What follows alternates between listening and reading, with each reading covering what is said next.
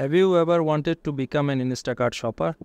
Well, today I will show you how to set up the Instacart shopper app in no time. Open your Google Play Store or Apple App Store and search for Instacart. Download the app on your mobile phone. Select the type of your account you want, whether it's personal or business. Tap on Sign Up to create your Instacart account. Choose to continue with email or phone number and tap on Continue. Create a strong password consisting of at least 8 characters. Tap on Continue to proceed.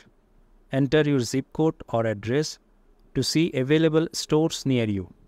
Select a store to start shopping. Explore different sections like groceries, gift, and more. Check your special discount offers available. And add product to your cart by tapping the plus icon.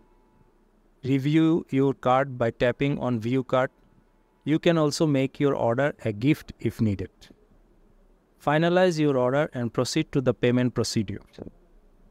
And you are now all set up and ready to start your Instacart shopping experience. Thanks for watching.